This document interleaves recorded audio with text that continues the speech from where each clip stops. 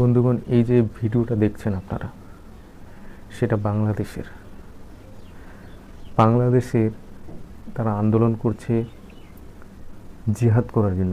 ইসরায়েলে গিয়ে জিহাদ করবে তারা, এই জন্য তারা বাংলাদেশের বিভিন্ন অলিগলিতে তারা আন্দোলন করছে। তো আমি এই কথাটা বলতে চাই, এই আন্দোলনটা কিন্তু আজ থেকে নয়। এরকম আন্দোলন অনেক মৌলানা করেছে, আবার মৌলানা মরেও গেছে। তার মধ্যে এক্সাম্পল হিসাবে যদি দেখা যায়, মৌলানা কী যেন নাম ছিল, ওর নামটা ঠিক কতটা মনে নেই, মিজানুর রহমান আজারিও আছে। তারা মুসলিমদের বিভিন্ন ধরনের উস্কানো ভাষণ দিচ্ছে যে ইসরায়েলে গিয়ে আমরা ফিলিস্তিনের পতাকা গেড়ে আসব।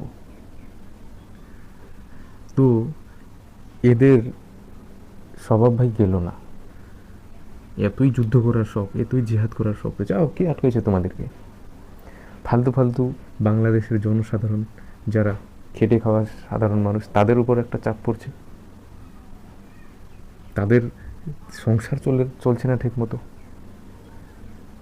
এটা ওরা দেখছে না।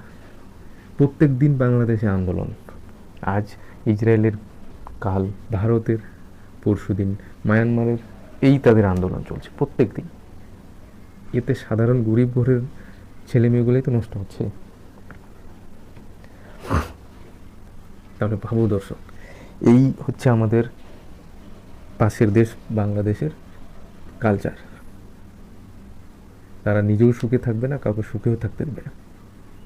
ওদের মনে হচ্ছে ফিলিস্তিনের মুসলমানরা অনেক কষ্টে আছে। আরে ভাই, বাংলাদেশের মুসলমানদের তোমরা দেখো না আগে, তারা কি কষ্টে আছে। ফিলিস্তিনে বা ইসরায়েলে জেহাদ করা পারবে তোমরা? যাও, জেহাদ করে আসো, মরে আসো। তোমাদের কে যেতে বারণ হচ্ছে? বাংলাদেশের লোকদের কোনো খায়দা কাম নেই, এই আন্দোলন সেই আন্দোলন। যদি দেখি আমরা, এর আগে দিলওয়ার হোসেন, একটা মৌলবি, তিনিও ইসরায়েলে যাওয়ার হুমকি দিয়েছিল, সে তো মরেও গেল। তো বাংলাদেশের মুসলিমদের এত জিহাদ করার ইচ্ছে,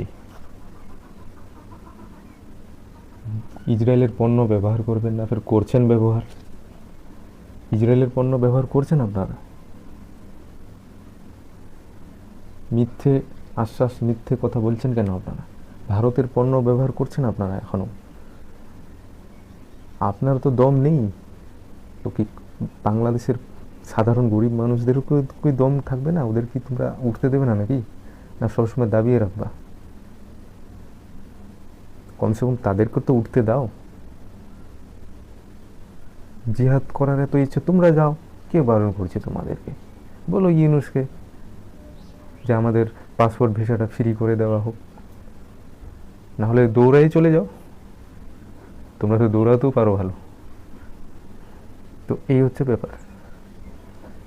যত কিছু দুর্নীতিগ্রস্ত বাংলাদেশের জনসাধারণ লোকগুলো খাচ্ছে, আর এইসব মৌলানা মৌলবিগুলো, মুফতিগুলো বাংলাদেশের জনসাধারণকে উস্কানি দিচ্ছে, যাবো ইসরায়েলে যুদ্ধ করে আসবো।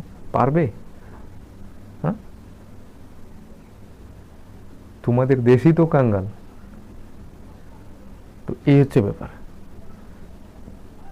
আমরা এটা বুঝি না।